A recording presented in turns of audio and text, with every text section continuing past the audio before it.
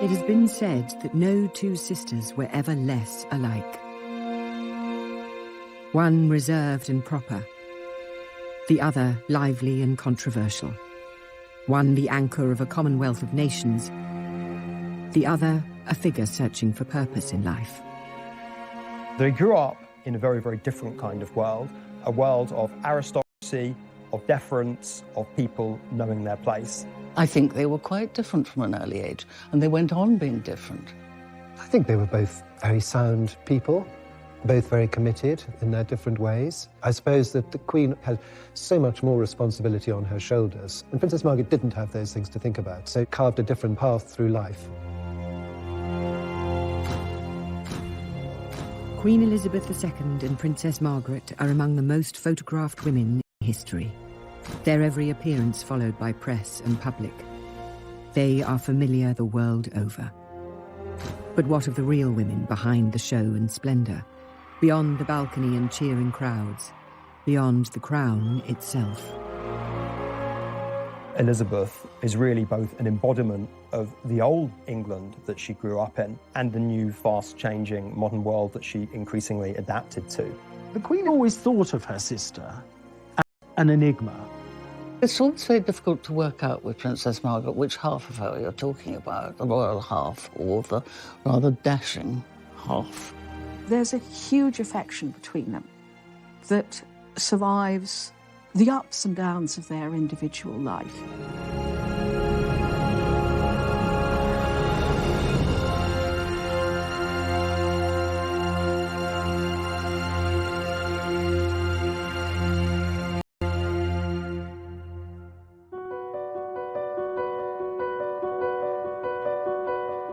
The contrast between the sisters was there from the beginning. Elizabeth was born in the placid surroundings of London's Mayfair on the 21st of April 1926. 4 years later, during a storm in rural Scotland, Margaret came into the world. Their parents were the Duke and Duchess of York, Albert and Elizabeth. Albert, or Bertie as he was known, was the second son of the King, George V. Elizabeth was a mature, rather serious child, with a love of dogs and horses shared with her grandfather, the King. Margaret, however, was a very different character. It very quickly became obvious that Margaret was the cheekier, the more humorous, the more mischievous, but lacked her sister's quite extrovert qualities. Princess Elizabeth was quite a serious-minded child. She seems to have been naturally tidy, naturally orderly. But Margaret, from the start, was fun. She was vivacious. She was never corrected by her father, so she was something of a wild child. She was very precocious and got away with an awful lot. The Duke of York was used to say, Lilibet is my pride and Margaret is my joy. And as far as Princess Margaret was concerned, he really couldn't take his eyes off this child. I mean, she was so beautiful that he couldn't believe that he'd created this glorious and beautiful child, and then he rather spoilt her. The princess's public life began early, and here we see her during a Scottish holiday, arriving with a family party at a Highland gathering. Neither girl was prepared for the lives they were to lead. As two daughters of a second-born prince, Elizabeth and Margaret had no expectations of being thrust into the international spotlight. With the Duke and Duchess of York, there was never any anticipation that they would succeed to the throne, and certainly never any expectation that Princess Elizabeth would come to the throne. It was, of course, always possible that George and Elizabeth would have further children, and a male heir would, of course, then leapfrog Elizabeth in line for the throne. So it was always a fairly remote possibility that she would become queen at her birth. The Duke and Duchess of York, us four, as the Duke called them, rather anticipated a cosy family life in the way that they were already enjoying. And they were a very natural family and a very loving family. It was the girl's uncle, the charming bachelor Prince David, who would be the next king. He was expected to marry and have children of his own, who would one day inherit the crown. Elizabeth and Margaret were set for a life of comfortable semi-obscurity. Until 1936, the year everything changed. Late on the 20th of January, King George V died at Sandringham. He'd been unwell for quite some time, and it went back to the Great War, when he was thrown from his horse while reviewing troops in France and suffered from chronic obstructive pulmonary disease and pleurisy. Now, that's a progressive condition, so it didn't get any better. The only witness to the king's final moments in this regard were his physician, and his physician claims to have administered a lethal dose of morphine euthanasia. It was also thought that it was far better that the king's death should be announced in the morning paper, the Times, rather than the slightly more down-market evening papers. Elizabeth and Margaret's uncle David was proclaimed king and became Edward VIII. But the new monarch had never wanted the crown. Indeed, he was terrified by the idea. There was another complication. The king was in love with American divorcee Wallis Simpson and was set on marrying her. The wider British establishment, however, was far from taken with the idea. Wallis Simpson was loose, irreverent, dashing, very much symbolised that kind of New World glamour, which endeared her very greatly to Edward, but did not endear her to the remainder of the family. Wallis had been twice divorced, and that was unheard of in the British monarchy and in those social circles. And so that was a reason for not liking her. He very much actually didn't really want to be king. He may not have even been able to voice that, but unless he was even stupider than I think he was, he must have realised that nobody was going to accept a woman as queen with two husbands living. That was the problem. The secular head of state is also the supreme governor of the Church of England. He was about to go through a coronation ceremony that is very similar to the kind of consecration that a priest goes through. Anointed with holy oil, with water, it's a dedication. For such a clear hypocritical breach to exist as him marrying a divorcee would, especially in the context of these times, have been wholly unacceptable. I don't think he took at all well to being monarch. I think he didn't have the patience for it. His own grasp of detail, particularly in regards to the empire, particularly in regards to the industrial disputes which were enveloping the country, really left quite a lot to be desired. Indeed, it is said that George V predicted, rather darkly, that if Edward became king, he'd ruin himself within a year. A constitutional crisis was gripping Britain. The public were unaware, the press was muzzled, and the king's affair kept secret. Finally, unable to renounce the woman he loved, the king gave up his crown. On December the 11th, 1936, Edward abdicated. He had been king less than a year.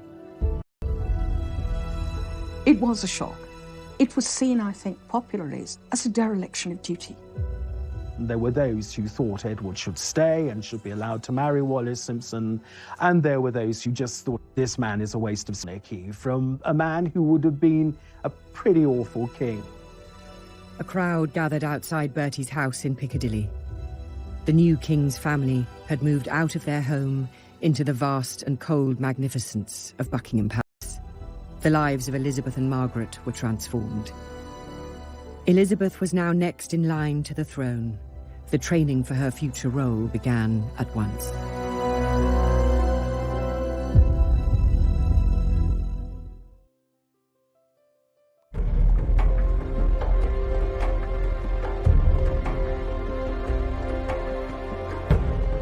In 1936, following the abdication of Edward VIII, the throne passed to Elizabeth and Margaret's father, Bertie. He became George VI. On the 12th of May 1937, he was crowned at Westminster Abbey. George was wholly unprepared for being king. He himself said that it was like a lamb being led to the slaughter. There was an established convention of not using first Christian name, but using middle names to rule under, and he chose George simply because within the Hanoverian tradition, there had already been 5 Georges, and Of course, the previous monarch was called George II, and he wanted very much to embody stability after the chaos and confusion of the abdication crisis. The Duke of York realised that he might have to step forward and become king without having had any experience at all of state papers, any of the training that his brother had had. He went in absolutely cold.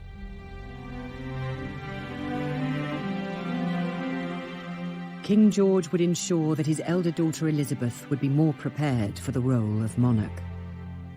From 1938, she received private tuition from Sir Henry Martin, the Vice Provost of Eton College.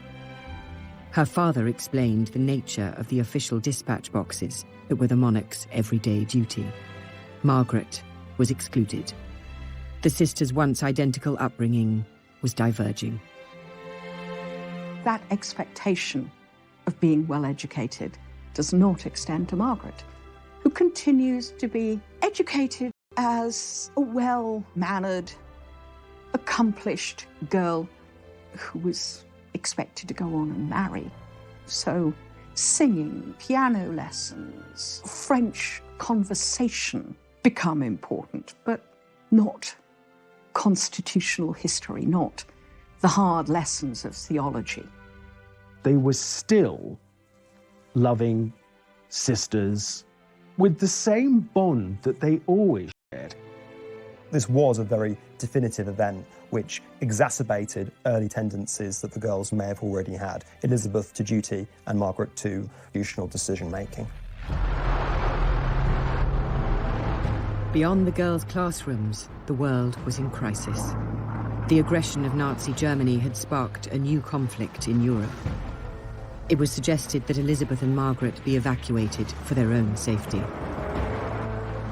They weren't moved overseas simply because it was thought very important to send the right kind of message, to send the message that the royal family was not running from the threat of Nazi Germany and everyone would very much remain in post. The king needed the Queen to be with him. She wasn't going to leave, and the daughters weren't going to leave. They were all basically going to stay together. And it was actually a very powerful message. The images that were coming out of Germany were all sort of nasty pictures of people stomping around in black uniforms and raising their arms and shouting.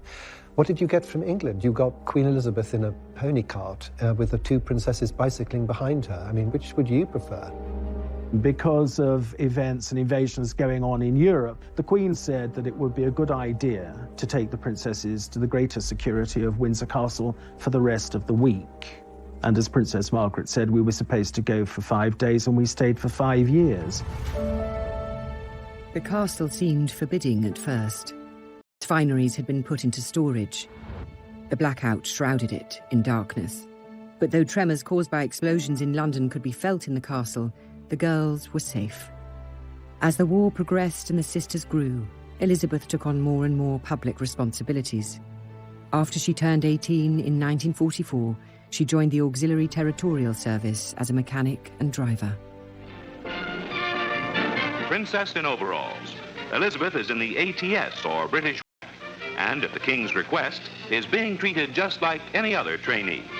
Now, visited by her parents and sister Margaret Rose at a training station in southern England, she shows them she knows a fan belt from a spark plug all right and isn't afraid to get her hands dirty. The Women's Auxiliary Army Corps and the ATS were much more for ordinary girls. And so I think it was intended to send a message that the royal family was not so different. They were not elitist in an unpleasant way. Elizabeth learned how to drive an ambulance, learned how to be a mechanic, indeed even learned how to fire a revolver. These were, of course, propagandistic tokens, but nonetheless, a pretty young princess chipping in with the war effort was definitely designed to boost national morale. I think it was very, very much appreciated by the public and by her. She loved it. She loved just up her street. While the war brought her closer to the public gaze, it also brought her love. And for this sensible, pragmatic girl, her choice was unexpected. In July of 1939, when the Queen was just 13 years of age, she inspected a Royal Naval College at Dartmouth, and one of the young officers she was introduced to was this dashing, handsome Prince Philip.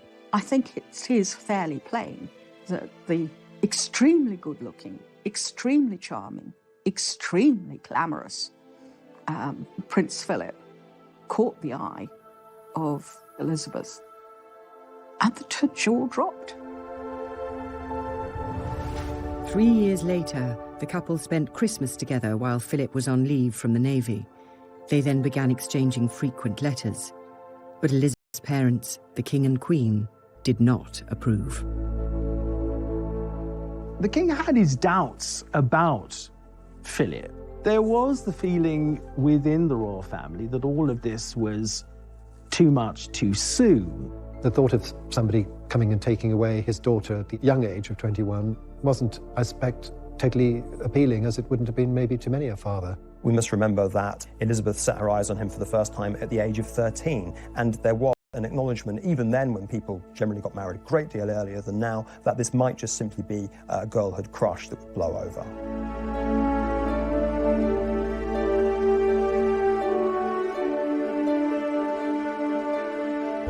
The King and Queen's resistance had been defeated. On the 20th of November 1947, Elizabeth and Philip were married at Westminster Abbey. Margaret was among the bridesmaids. Elizabeth and Philip take their places on history's pages. To the stirring strains of Mendelssohn, they march as man and wife toward the west door amidst nearly 3,000 invited spectators.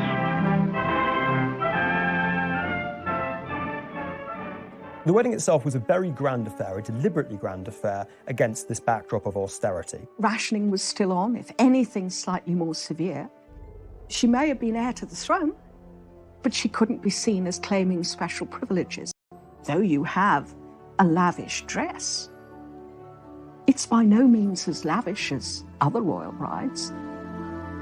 The wedding was the first big royal occasion since the King and Queen's coronation 10 years before. And Winston Churchill referred to it as a flash of colour on the road we have to travel.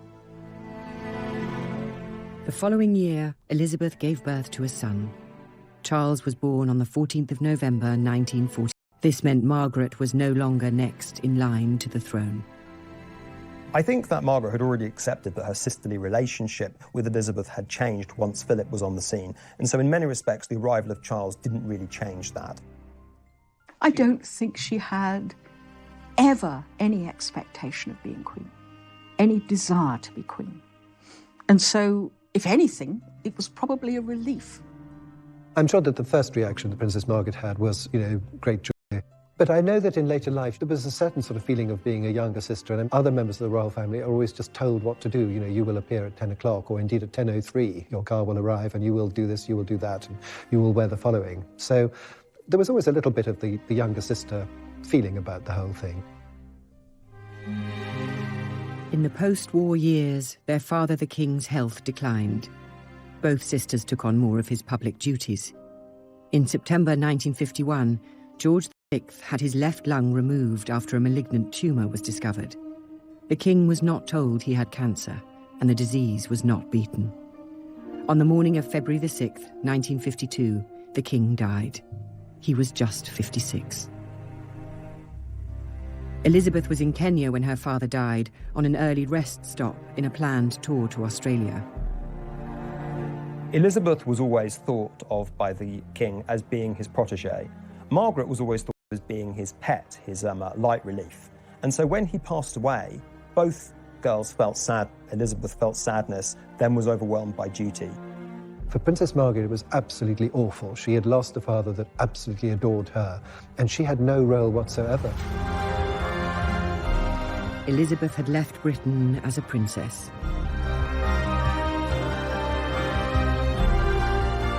She returned as its queen. But what did the future hold for Margaret?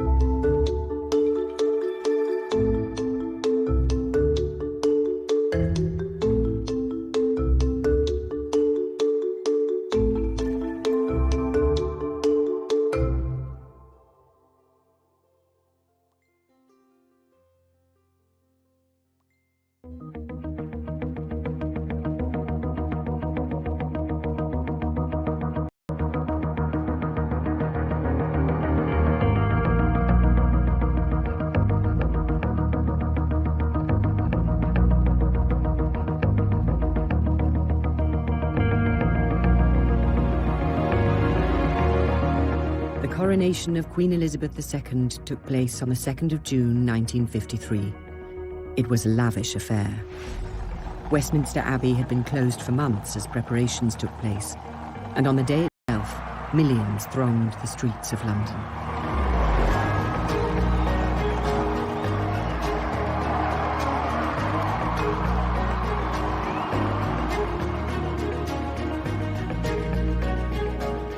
Westminster Abbey was transformed by people.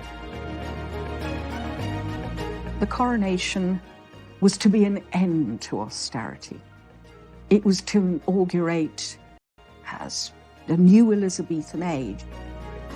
It was designed really to reaffirm Britain's status in a post-war world which had been turned upside down. A very glamorous young queen was there to optimistically lead the British people into the future. I do remember Coronation Day quite well because my father had tickets for some seats near Admiralty Arch through the army. He was in the army. And I remember sitting there and seeing the guests in their carriages coming towards Admiralty Arch where Churchill came along. And I remember opposite us his furious face sticking out of the window, glaring at the traffic jam in front of the arch. The coronation itself was the same ancient ceremony unchanged for centuries, but there was at least one touch of modernity. It was the first to be televised. Not that many ordinary people owned televisions. Britain was still mired in post-war austerity.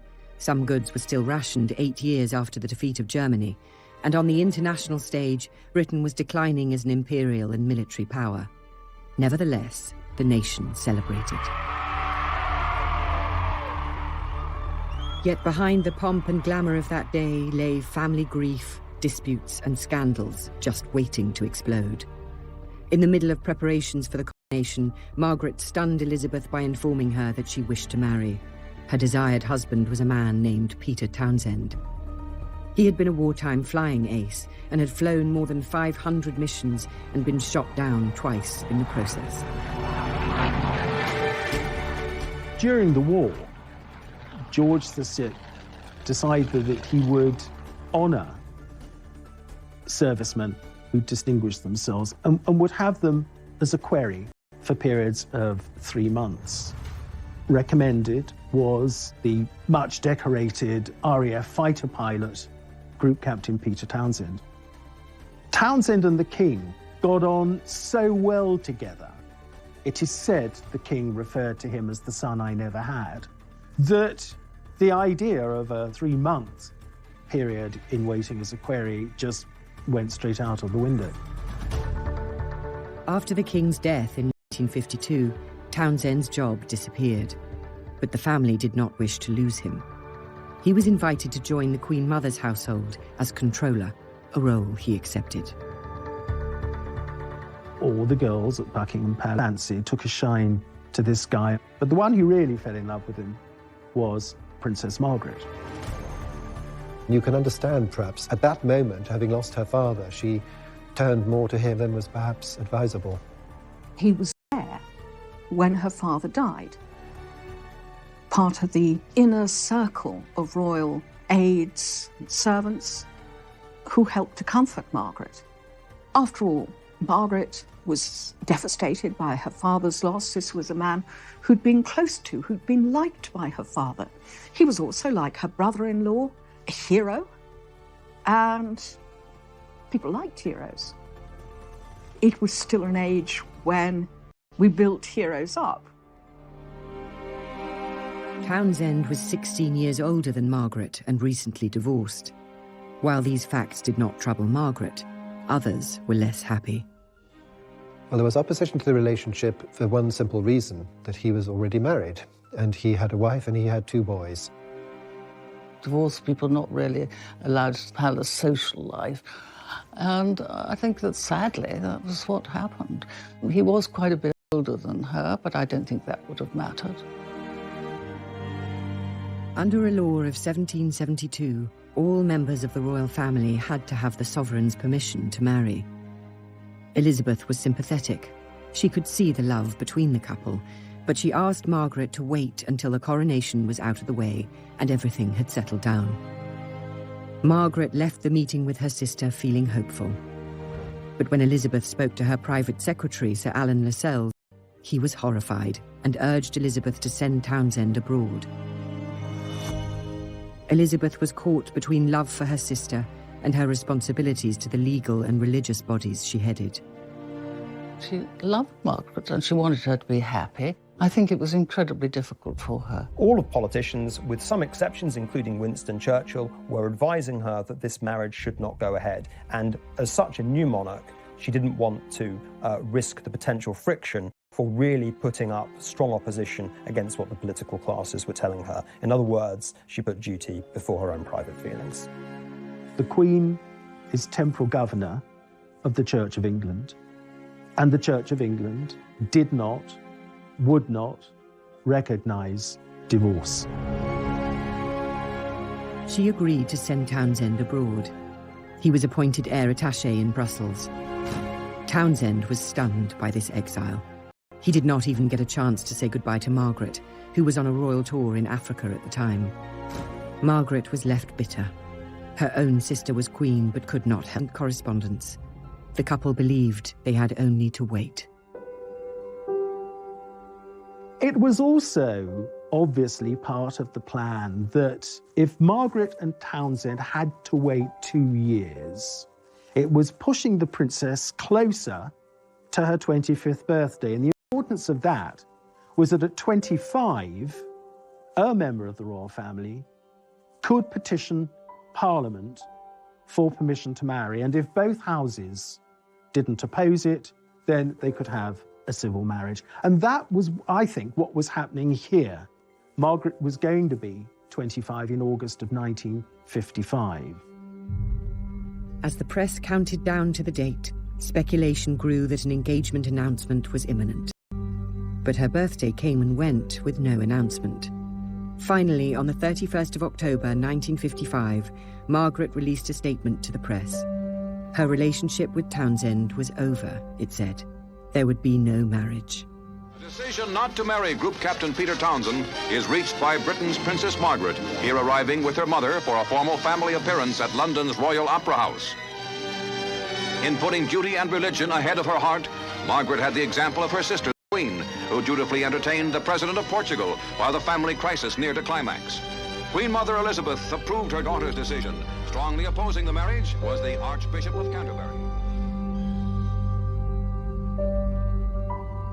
The traditional interpretation has always been that the Prime Minister and ecclesiastical figures really threatened Margaret with the withdrawal of her royal allowances and her HRH if her marriage with Peter Townsend went ahead.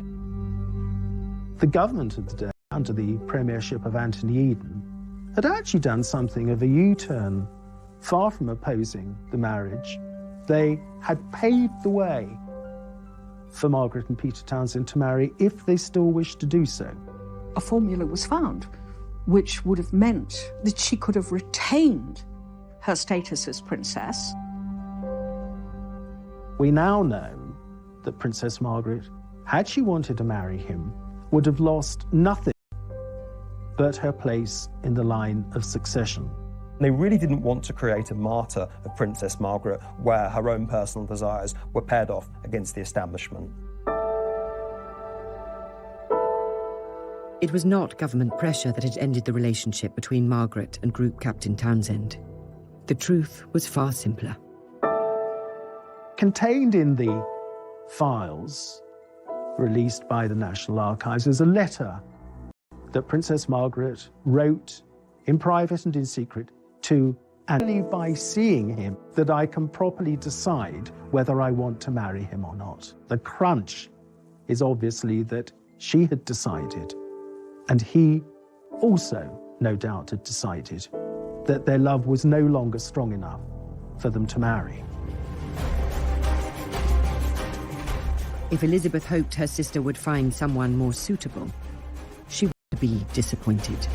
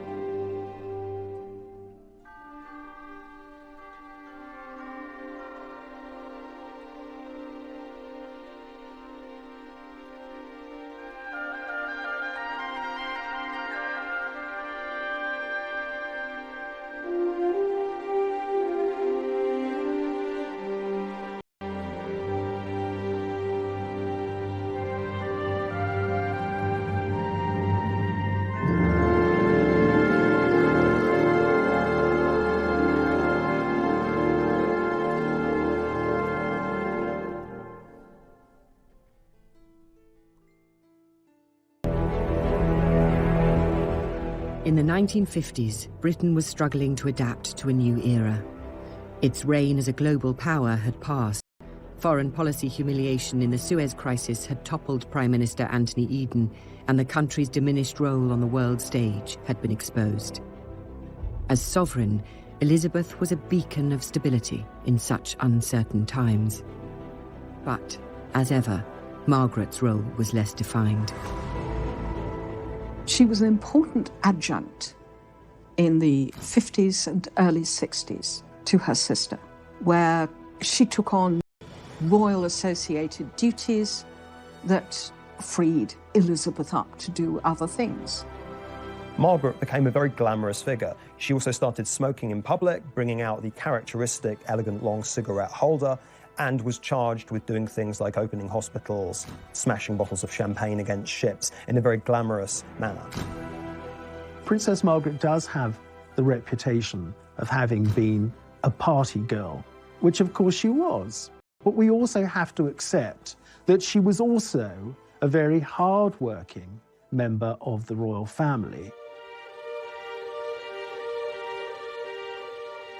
In 1957, Margaret became president of the new Royal Ballet, a reflection of her lifelong passion for theatre and the arts.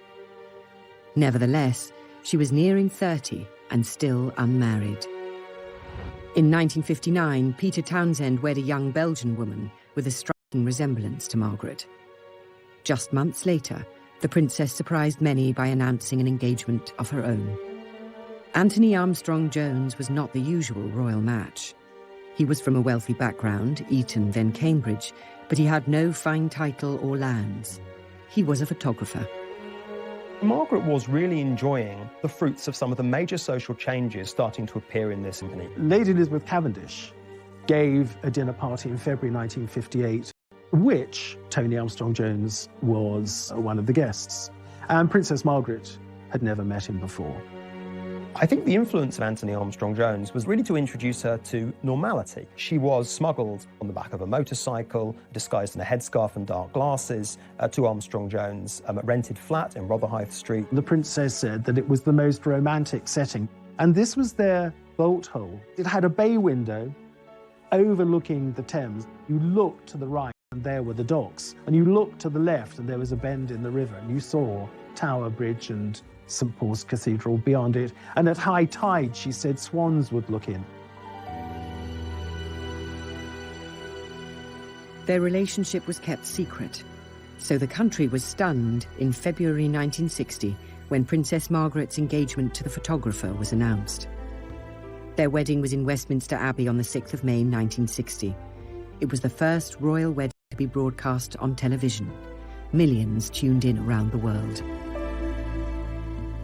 I think as a sister, Elizabeth was very happy that Margaret had been able to find a man she loved. I think as Queen, even though Armstrong-Jones was not ideal, was not a society man at all, he was, given Margaret's status as a rebel, really about the best that they could hope for. Princess Margaret at that time was hugely popular.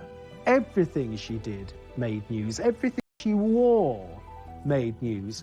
So when she married, this was an occasion of great celebration.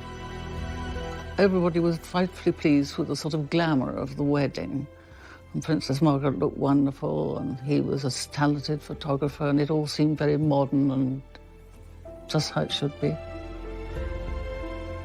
The whole thing really was a very, very beautiful occasion. I mean, I can remember being a young schoolboy, totally enthralled watching this on the television.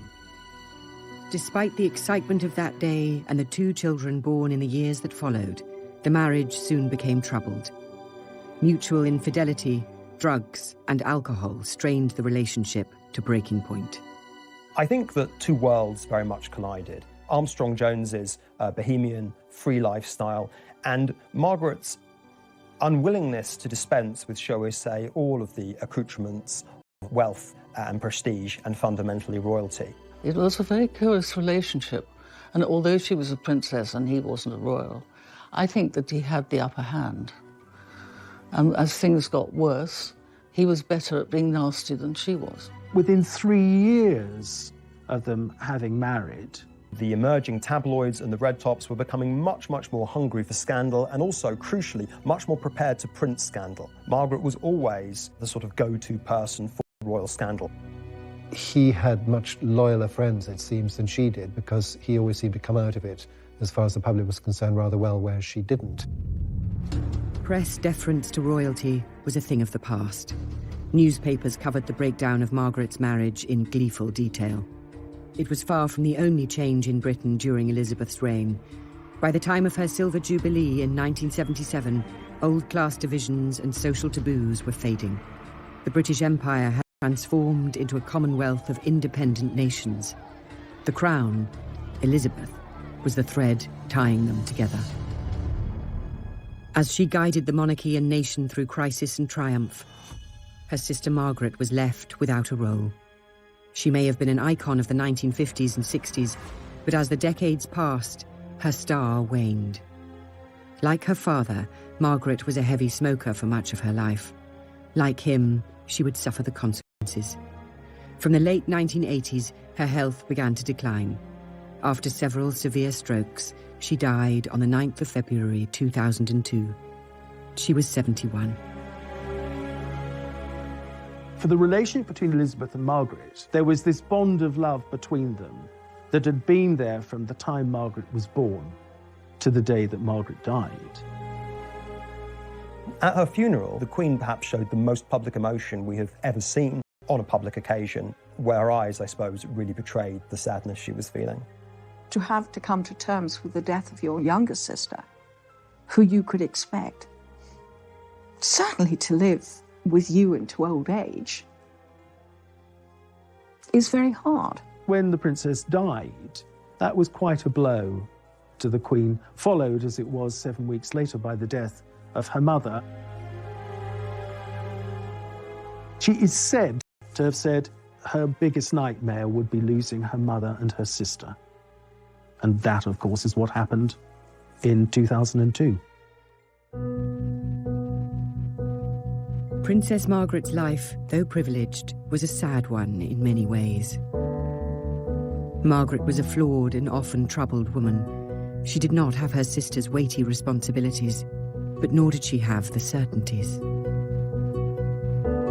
I think that what Margaret did was really stretch at the limits of what it was acceptable to do for a woman in her position. This, I think, created a precedent and also much more breathing space for future younger royals to enjoy, even in the celebrity-infested world. You task some aspects, well, who doesn't? I would actually say she was probably a pretty supportive member of the royal family. She did do her bit. On a day-to-day basis, her life was very full. She had very interesting friends. She went to the ballet, she went to the theatre, she read books, she was alert, interested in things, she loved music, and wasn't boring. She, too, helped to modernise the monarchy, to bring it into what, at that time, was the 20th century. For her sister, the Queen, however, her history is still being written. The monarchy has shown itself under the Queen's leadership to be flexible, adaptable, and something that can be seen as both a stable institution and something that can change and reflect new values. I think more than anything else, for Britain's own conception of itself as a post-war nation, she was definitive. She has been criticised, her family have been deeply criticised, and by just being herself and keeping going and being straightforward, it's absolutely paid off.